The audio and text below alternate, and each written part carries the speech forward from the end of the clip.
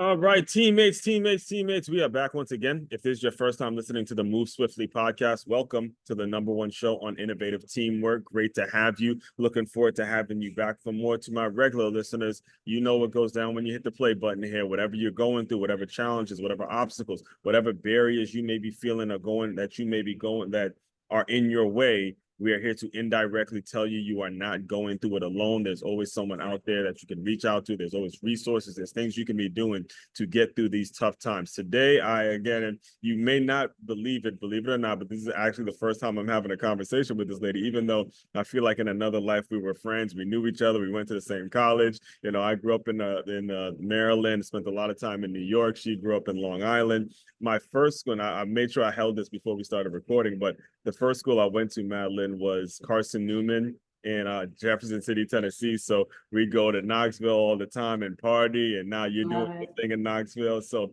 you know, there's a lot of synergy between us, and that's the great thing about people who are striving and are trying to become the best versions of themselves. And also, not only that, she's UPW, a fellow UPW, fellow firewalker as well. So Madeline Blom, welcome to the show. How are you? I'm well. Thank you so much for having me tonight.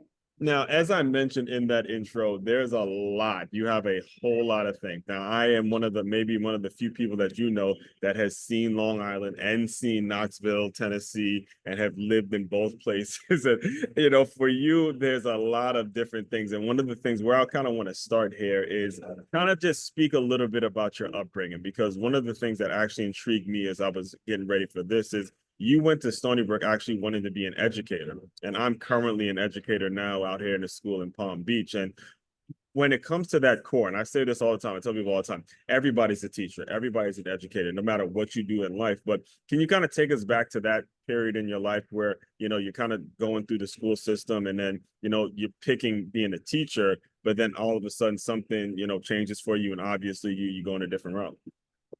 Yeah. So I grew up in the hood in Long Island, come from immigrant parents. Neither one of them really spoke the language. What was the nationality? My mother is Colombian and my father is from Venezuela. There you go. There you go. You know, it's Yeah. out here in South Florida. It's a lot of New Yorkers, so it's a lot of that. And I remember being in Stony Brook, and I can kind of feel it on you. I feel it. I take me back to my undergraduate years, boy. I'm telling you, those are some good times. Yeah. So I grew up with a lot of the Hispanic, Yeah, Latino culture. yeah, My parents are to this day, my inspiration because of their resilience yeah. and their perseverance and then everything they've gone through to raise my brother and I. That was But it was hard growing up. My parents, like I said, didn't speak the language. We didn't have a car, so there was a lot of relying on other people and themselves, right? Taking public transportation. And so I am one of two. I have a younger brother. He's 3 years younger than me.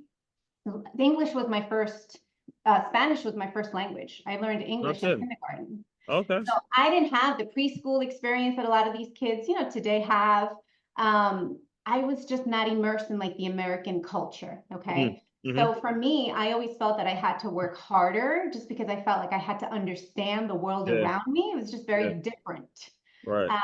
And growing up, I saw the struggle that my brother had. But Today, your brother was 3 years younger than you or older? my brother is, yes, he's 3 years 3 years. younger than me, and he went through the system. Like I said, I grew up in an impoverished community. Socioeconomically, it was low, but our Right. teachers loved us, right? And that is one of the reasons why I went back and gave, because I saw the people that believed and gave in me. They believed Yeah, so much and gave so much to me, and really fuel that fire that said, you know what, Madeline, like you can do it. yeah. If That's a you want great to thing. become someone, the environment that you're in doesn't mean that it defines who you are. Yeah, yeah. And Tupac famously has, I mean, I love the rose that grew from concrete, that poem that he has. And when you get a situation like what you're describing, the culture there, and I've been on both sides. I've seen schools that are in really, really rough areas, and I've done workshops in schools that are really in really very affluent communities. And you see the difference. The people are gonna make it the difference. The people that have to work there, that's all they got. And when they see young people like you that are actually trying, that's the key, though. All right, and this is for you listeners. I mean, just so you guys know, and you guys are used to this in this show, I mean, a lot of gems being dropped. So make sure you're tuning in. but whatever the situation is, make sure you understand it's the people and the relationships that's going to allow the younger people to really believe in themselves and have the confidence to do a lot of the things that you're going to be describing. Absolutely, 100%. And so I felt that I needed to give back because I knew that there were kids like myself. Yes. You know, we were smart. We didn't have a whole lot of direction, and not because my parents didn't want to, right? Like my parents were hard workers. They were just trying to survive. Yeah. Yeah. And so I'm so thankful that I had such great instrumental people in my life to help and guide me. Now, don't get it twisted. Was I veering down the wrong path and doing things that I probably shouldn't have once I reached high school? Yeah. You know, it's like you're just hanging out with the wrong crowds. But thankfully, I had people that were able to pull me in and say, hey, listen, you can do better. There's better out there for you. Now, what kind of, and I'm glad you brought this up because my mother actually went to high school in Brooklyn. And one of the things that she would tell my sister and I all the time is when she got to a point where she wanted to have me and her, she wanted to move us out there, move us out of Brooklyn and move to Maryland. And that's kind of what made it. So I grew up north, and there was that disposition. When you're talking about your high school years and you not being focused and focusing on the wrong crowd, can you go into detail a little bit about what were the things that pulled you back into the right situation? Because that's a place where a lot of people lose a lot. They lose it right there. That those 4 years are incredibly challenging. And again, I'm very familiar with the environment that you're talking about, but it's very challenging to really, get your footing in high school. A lot of people lose their way there. Absolutely, absolutely. You know, I really feel that it's super important for parents to talk to their children about all sorts of things. You know, unfortunately, my parents didn't talk to me about things like sex, talk to me about like hanging out with the wrong crowds and all of these different things. I mean, they spoke to me in the sense that my mother would say, you're not going anywhere. You know, so I grew up very sheltered. And so what happened was when you raise a child like that, guess where they're going to go and break free? Yeah. Yeah. During school. And guess what they're doing? They're not going to school. They're going to start cutting classes, hanging out with the wrong kids. Right. And so I, as a mother of 3 kids today, make it a point to explain to my children why things are the way they are, why we're not doing certain things. Okay. Got it. Communication is number one. You know, girls were hanging out with the boys, getting knocked up. Yep. You know, boys are, it's the hood, you know, they want to make money, they want to make quick money, kids are selling drugs. And when, you know, kids are starting to smoke weed, you know, when I was growing up, weed was like the drug. Yeah. You know, today it's like a completely different world. But at that was the drug that people were doing. But you know what? It really made kids very unfocused. And so I was in all like Regents classes, you know, because in New York, it was either like the regular classes and then you had the Regents classes. Right. And it was just, you know, more advanced type of classes you were taking. And so I had a math teacher, again, an angel that I had. I feel that I've always had angels in my path trying to lead me in the right direction. And thankfully, I was open enough to say, and wise enough. I was always a very wise child from a young age to say, you know what? This isn't right, right? Like it's fun in the moment, but this is not my future. And so he pulled me in and he said, hey, listen, Madeline, I noticed that you're now going from your Regents classes to, you know, your regular classes, you're getting demoted. And he said, where are you going in life? Are you going to college? What college are you going to? And I had no direction. Again, not because my parents didn't want to help me. They just didn't know. They just didn't know. So I had to do a lot of the finding by myself and with the guidance of a guidance counselor. And, you know, this one particular teacher, his name was Mr. Farrell. He was definitely an angel to me. And so that was like, okay, you know what? Yeah, you're right. I got back on track, started going to classes, doing my homework, and I wound up graduating from a private school in Long Island called Dowling College, cum laude, with a 4.98, 3.98 GPA. Unbelievable. Shout out to the team. Yeah, with the degree, I love double major in education, regular education and special ed. Yeah, you got to shout out the teachers, and it's so important that we see that we recognize these. It's kind of like a wide eye thing, and this is what I actually look for now as a teacher, as I'm on this side of it, is when you see the kid that really wants to learn, and they're just they have this disposition, they have this look in their eyes that, look, Mr. Oswin, I really want to learn this, and they're asking questions. those are the kids that really make my day. And as you're talking, I'm thinking of that was you and the younger version, and you're out there getting it. And now look at you, 4.9, and you're at Well, you're 3.98 because it was like a 3.98. 4.98. Excuse Yeah. me. Woof. Okay. All right. So that goes on, and so talk to us about your years as a Seawolf. So did you immediately go to Stony Brook, and what were the trials and tribulations when you went there?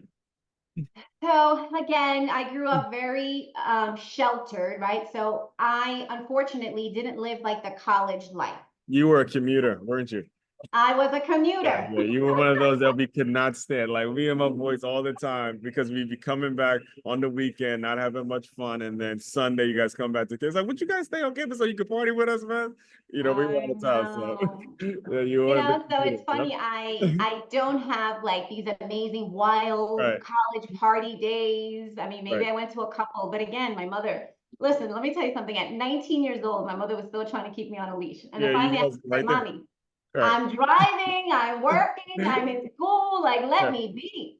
Yes. Yeah, I already know. You don't have to go any further because me and my boys would always talk about that. But all right, so just so describe the transition though, because again, I'm assuming now you graduate undergrads and you want to get into teaching, but somehow you land as like a realtor in sales.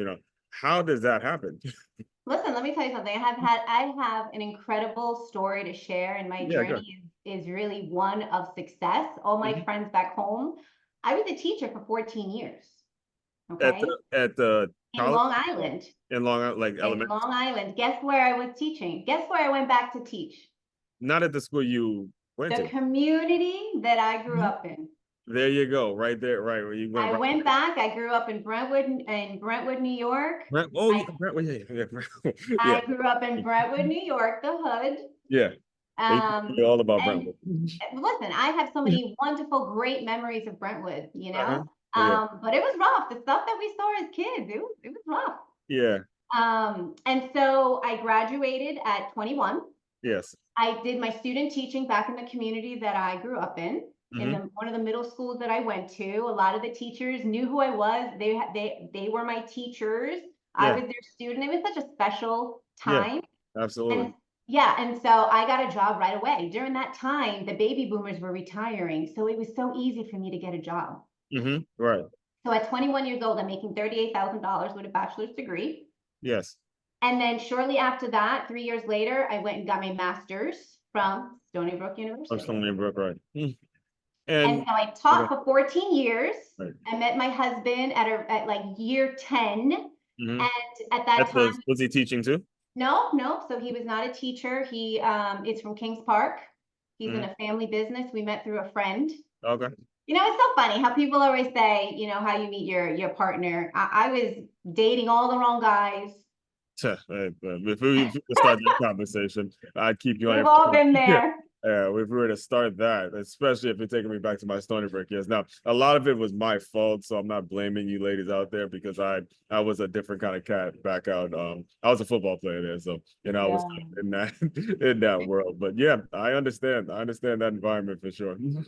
Meeting all the wrong guys, dating all Mhm. the wrong guys. Finally, I said, you know what? The hell with this. I'm just going to be by myself. I'm over Mhm. here trying to date these guys and I'm trying to change and mold. And then, we can talk about my own trauma that I had. Exactly. And the thing is, what I'm learning too, being a teacher, I mean, we can joke about it, but it is actually very important because we're dealing with kids all day. You can't have no Yes. bullshit people around you. I mean, the support that you need on a daily basis, you're handling children and their families.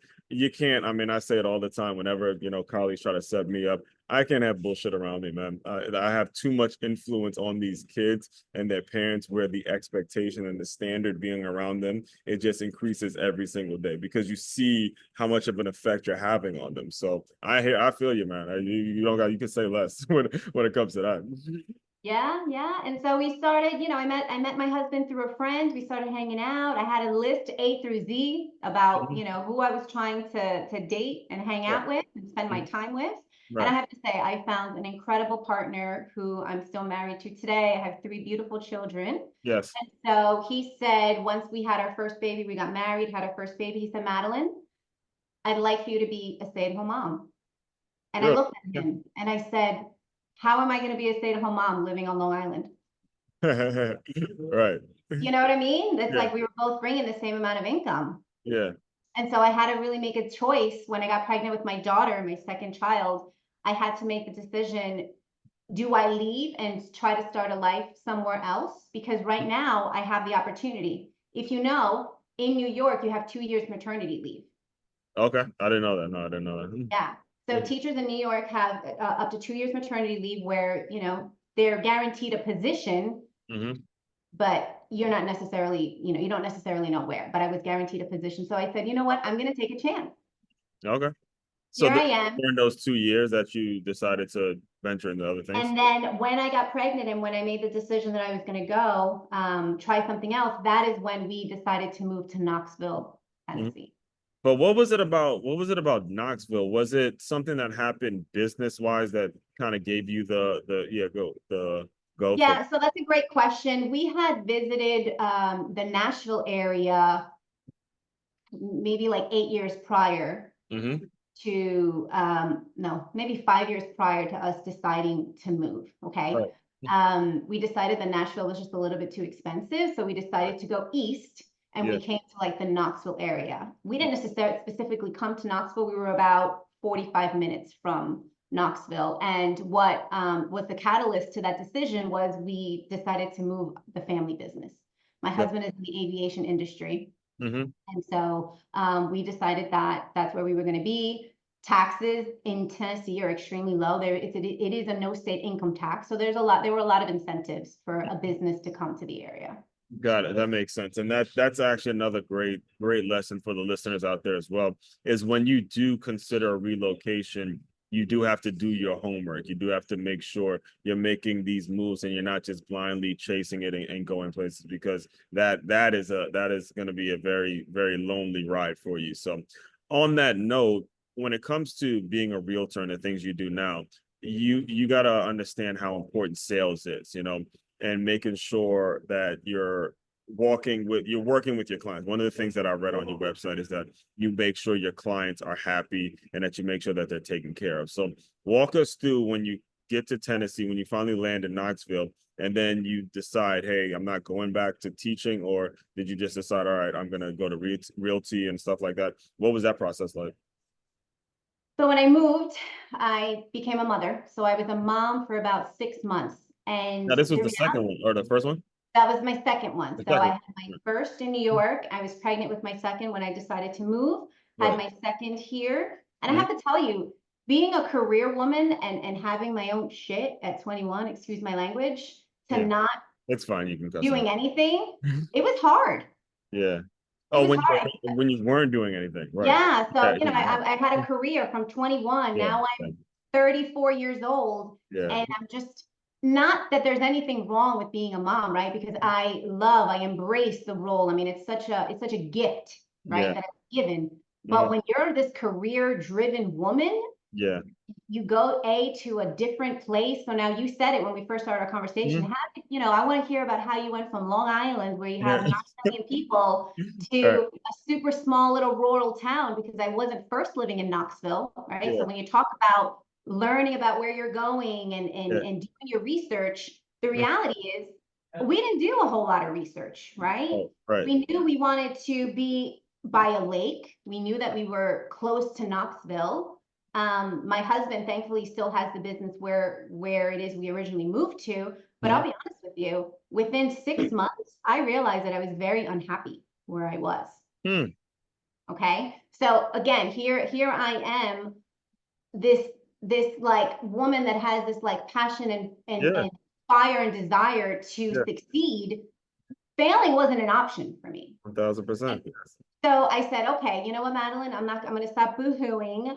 My life isn't going to get any better, just complaining about it. Mhm. What can I do? And so I thought, you know what? I always wanted to sell real estate in New York, but I had 3 jobs. I was teaching full time. I was an ABA Ah, therapist I got you. after Yeah. school doing 8 hours working for the state. And Wow. then I love fitness. So I was teaching Zumba Oh, no kidding. There you go. a couple of days a week. So I was just always, it's like that Yeah, New York lifestyle. You're hustling and bustle, that hustle and yeah, bustle. yeah. And Huh. so I said, you know what? I went to my husband one day and I said, okay, I'm either having like the blues of being a mom and being alone. I'm having the Mhm. blues of not making my own money and feeling validated. So guess what? I'm going to go to real estate school. I'm Mhm. going to get my real estate license. We're going to sell this house and we're going to Knoxville. Wow, that's amazing. And so he said, you know what? Okay. Because the compromise was, listen, I gave up my career. Yeah, I was a vested teacher, yeah. 14 years. That I mean, that's, 14 yeah, 14 years. years of teaching, You and know, I at didn't that even know time, that. I mean, yeah, Zoom between Zumba therapy, this was something you worked your ass off to do, and then you're in the school that you grew up in. This is very rewarding. I'm 1000% sure you cried that last day when you had to leave those kids because this was like you leaving yourself and go to where? Tennessee, a place where I mean, and what city was it when you first got there? so I moved to a very small town called Rockwood. I think there's about like 50, Rutledge, it's like yeah, a Rutledge. 50, Yeah, I heard of Rutledge. no, no, Yeah, no, Rockwood. Rockwood. I'm There's thinking. about I'm thinking. I'm thinking of 55,000. Oak Ridge. I'm thinking of Yeah, Oak Ridge. Yeah, I yeah, yeah, haven't yeah. heard of that one. There's about 55,000 people that live in this area. It is a very small area. Yeah, and then you had to build. So, all right. So, all right. Let's go there then, because this is almost like a new life for you at this point. So you tell your husband, look, I gave up everything and I can't take it. It's 6 months. You guys know the lifestyle that I had before. I need to do something. When you go to real estate school, what are the challenges that you go through? Because now you're in a different place now. You're not starting as a 19-year-old freshman with no responsibilities. Now you have kids. You got to make sure homework. Like, what was that process like going back to the quote unquote school to get your real estate license? It was honestly, that process was pretty easy. There was a lot of pressure put on my husband, right? Because I basically felt that I needed to take my power back. Mm-hmm. Again, it's not that he was doing anything wrong. It was more me and internally what I needed to fuel Yeah. my passion and my All right. desires, right? And at this point, you And have a daughter that you I got to have two hold the kids. example and stuff like that. You Yeah, can't just depend on somebody. exactly. So was always raised, and maybe it's like that like Latino culture, Yeah. where my mother always said to me, you need to be able to depend on yourself. Yeah. You And know, at the that's end of the nothing day, wrong if with that. something Absolutely happens, you nothing wrong never with want to rely on a man. that. You Mm-hmm. always want to always be able to take care of yourself. So I grew up with that instilled in the back of my mind, which is That's why I hustled so hard. I worked so hard because I mm-hmm. wanted to be independent and not rely on anyone. Mm-hmm. Yes. So it's a blessing and a curse, right? Because Yes. sometimes it As can, everything is. yes, sometimes it can be sometimes it can be where you're like overpowering. Mm-hmm. And so I've learned that in a relationship, we are partners. And Yep. so my goal was, I said, I just want us to be able to grow our family. I want us to both be happy, right? Yeah. We have to both compromise. And That's so the I way told it should be. him, And I have to pause you there because I want to make sure the listeners know that's the way it should be, guys. That's the way it should be. All right. It should be an equal partnership, and you shouldn't be intimidated when a woman actually wants to do something better for themselves. And the real men, the real ones out there will appreciate that. So just got to make sure I make that point as well.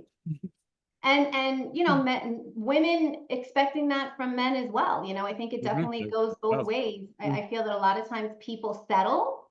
So, And one of the things that I refused to do after having two poor relationships, right, that I invested years into, right. was The ones before to the guy. Right. yeah, Right. was to settle. Don't do it. I It's think we not worth should it, never guys. settle. Got it. That's just again, we would go on a tangent there, but don't do it. Especially being in that college environment that we talked about. So many of my friends, so many people who, I mean, even when they were in school, got someone pregnant and just went and settled, and it was just it's horrid. And young people are ruined because of how casual you've made sex and the Right. doing it without there being any real commitment. That is the issue, and that's something that I'm on a mission to really help fix that, because as my niece gets to 15, as my nephew is, he's getting to 13 this year, you don't want your young people, the people that you love, you don't want to leave them with a world that has that mindset. Absolutely. Absolutely 100%. So for me going into real estate, the challenge was leaving my kids to my husband Mm-hmm. while he was managing a full-time He business, was still working, being in right? a family business. Right. All right. And so we made it work. He said, Madeline, if this is really what you want to do, and this is what's going to give you the joy and happiness that you feel you're missing in your life. Right. And so we worked together. But let me tell you, it was challenging, right? Because it's like, okay, 3 weeks into it, I have my license, I'm ready to go out into the real estate world, but where am I getting business from? Yeah, that's why I'm glad you brought that up, because now we have to talk. Could not wait to really talk about this with you. But make a move, make a move, make a move. Right. So you guys, if you're watching this on video, you see your hat, and then you said, are those UPW tapes right there as well behind you? Yes, those are the books. Yes. Yep. This show, a lot of the things I do, the work I do was built, and the concept, the seed was kind of watered and planted when I went to an Unleash the Power Within in Miami, and I saw Tony Robbins speak.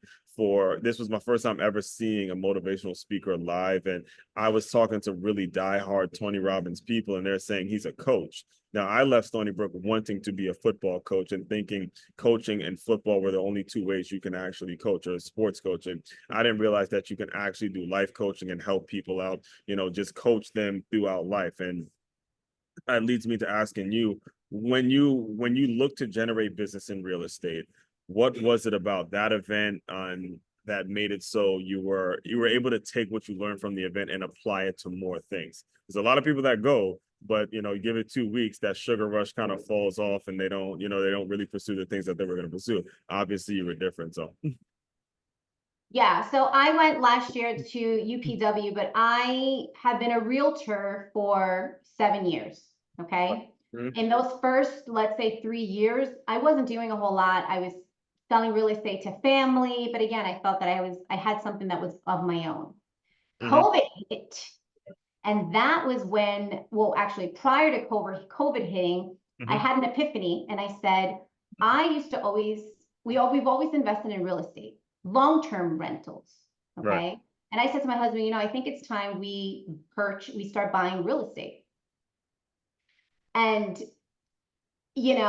he was scared, because now it's really, we're just living off one income. Yeah. So And instead of, I got you, buying it. yeah, because real estate, when you think of real estate, I mean, there's no consistent pay, right? Like, you're a teacher, you're getting a paycheck every 2 weeks. Right. Real estate is very inconsistent. Exactly. So I decided to start deep diving and saying, okay, well, you know what? We did long-term rentals. I was kind of, you're not making a lot of money in long-term rentals. Then I started to learn about short-term rentals. Then I went down this rabbit hole because I'm an educator and I love to learn and read. And guess what? That is a whole other world that I did not know about. Today, I own 7 short-term rentals. I'm generating almost $500,000 in revenue. And at that time, during COVID, I decided that I was going to become an expert in short-term rentals, and that I was going to be an agent that sold in the Smoky Mountains of Tennessee. Nobody knew who I was. Right. So talk to us a little bit about, when you say short-term rentals, is this something similar to a timeshare where people are like, how does educate us a little bit about what you mean when you kind of follow your lane in short-term rentals?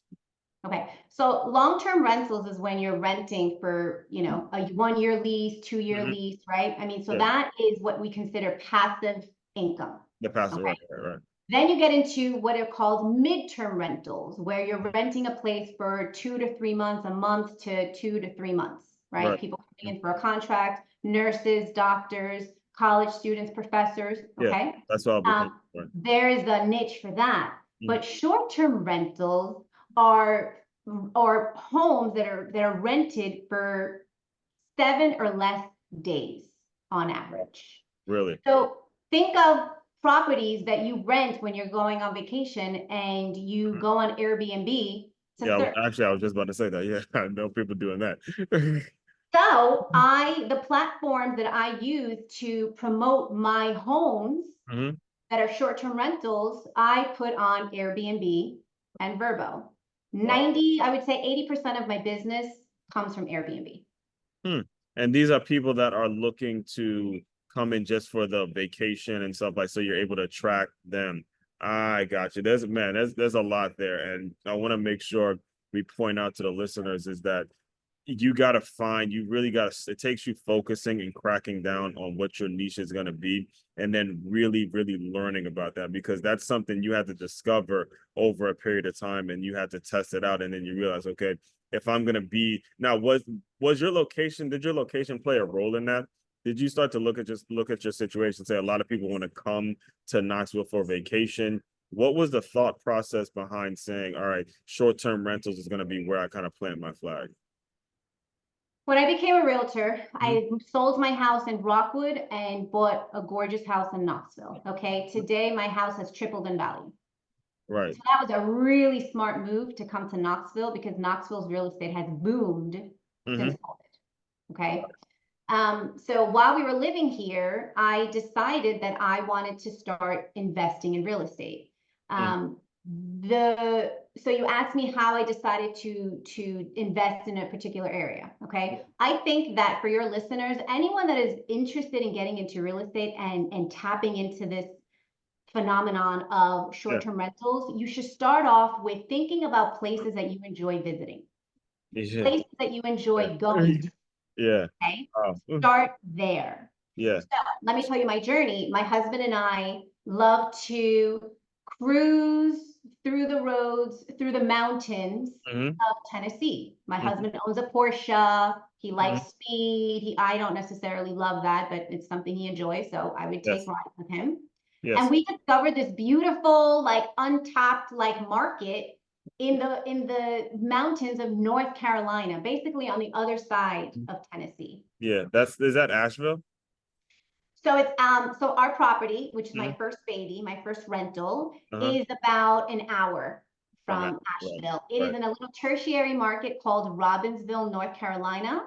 Hmm. And I cater to, which is why I went there, we cater to people like car enthusiasts and motorcyclists that love to drive through the tail of the dragon. The tail of the dragon Yeah. is like a bucket list like item, okay, Yeah. to check off as something to do. Oh, It is, if that's you love awesome. speed, Yeah. this is for you. 318 curves in 11 miles. Yeah. Man, It's awesome. yeah, that's Not for everybody, but again, if you like speed and cars and motorcycles, this is where everybody that's into that wants to Mhm. go. And when it comes to also in that, in you saying that, it really nails down on us. As I'm hearing you talking, I'm thinking about what I read about your bio, is it really boils down to you finding your client in that as well. So you knew that because again, your husband's driving a Porsche, you need the speed, and then you're like, wait a minute, that's specifically the person that we can sell on these short-term rentals and then go from there. And it takes experience. That's amazing. Bingo, Mhm. bingo. So I said, and so to add to that, we went to a Porsche event. So now we needed lodging. Yeah. We rented a cabin in, one of the little resort areas nearby. And let me tell you something, it was 2 stars at a max. So you give a rating of 5 stars on Airbnb on the Yeah. experience. Yeah. I was like appalled at the fact that I was paying what I was paying. I had no internet. Hmm. The place was dirty. There was Right. nothing appealing to it. Mhm. And so I thought, you know what? So many people come to this area, and I'm sure there's people like me. There's people that like nice things. They're driving a nice car. They're wanting nicer accommodations. Yeah. And so what did I do? I said, okay, ding, ding, ding. Let me look at what the competition is around. And Hmm. when I noticed that I didn't have a lot of competition, I decided to create a space. I decided to go look at real estate, what was for sale, and my goal was to create an experience for people like me. Yes. So Yes. so that is what you call your avatar. Yeah. An avatar is your Yeah. ideal Yeah. guest. Regular. I actually have a show that's dedicated to just finding your avatar. Yeah. Yes. It's very So your avatar is finding your ideal guest. hmm. So in our research and looking, we found 11 acres with a beautiful 2-bedroom cabin with stunning views for $275,000. Wow. That's 11 acres. and it's through these shared experiences though, and that's what's amazing. And I want to make sure I'm re-emphasizing that point is in your story you can be doing the same thing if you have Absolutely. your antennas up, if you're alert to these things, and like you said, put the right people around you that are going to support you. everything is business. And if you really focus in, you'll be able to create that lifestyle for yourself. I always tell people all the time, don't go look for the perfect dream job. Go think about the perfect lifestyle that you would want. And then you'll all these things will start to become aware for you. Because you're going to this event, you're seeing certain things that aren't done the right way. And you're like, we're going to fix it. We're going to fix it. We're going to build a business model. We are. Let me tell you, the first year we were in business, we did $54,000 with that one little cabin. We grossed $54,000. I can share the listing with you. That's and amazing. Since then, I've added a tiny home to the land. Yes. So now I'm getting income from 2 properties. That's amazing. And so, well, I guess now it's Powerhouse. Is that the name of it? So I started a real estate team with my partner, Brandon. And I feel like we're kind of like skipping around a lot. But for any listeners or anybody, because I want to make sure we learn more about the story. I'd love to share, right? But yeah, so moving forward, fast forward, I decided to find all of the people that were doing what I wanted to do, right? So you kind of nailed it on the head. Find the people that are doing what you want to do. Why recreate the wheel? Right. You know what I mean? So And I especially when you knew you were able to, when you were confident enough to know exactly where you wanted to plant your flag. Now let's go work with the people that can really refine it and tool and stuff like that. Exactly. And so I implemented those same strategies, and that's what I taught my clients, because all I sell and all I've sold for the last 4.5 years is, guess what? Short-term rentals in the Great Smoky Mountains of Tennessee.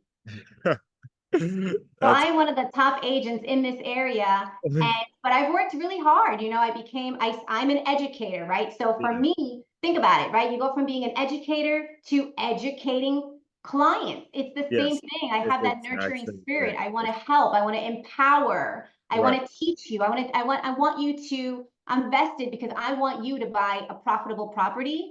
And I want you to tell your friends all about it, so that, guess what?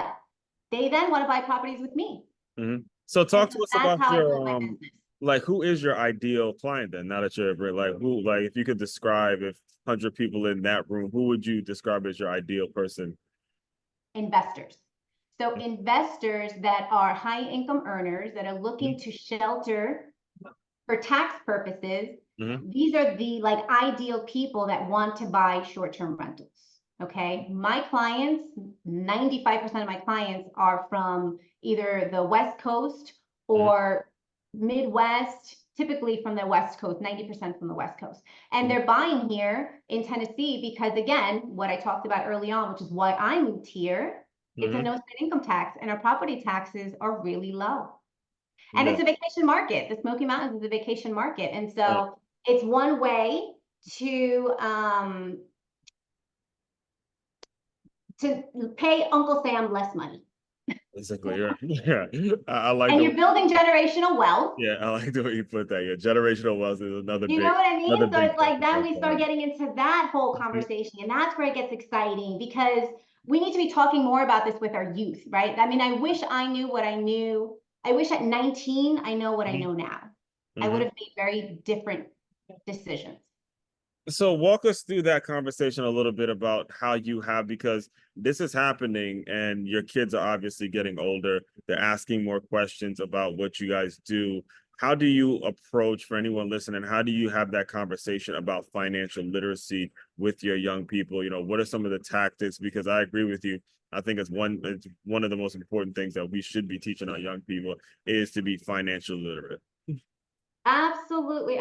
Listen, like you said it early on, right? Like we are role models. We are the first educators to the people that we, are talking to on a daily basis, right? So I am my first educator to my children. And so it starts with teaching them responsibilities, teaching them chores, talking to them about what we're talking about, right? Like casually talking about it, because it just becomes second nature to them.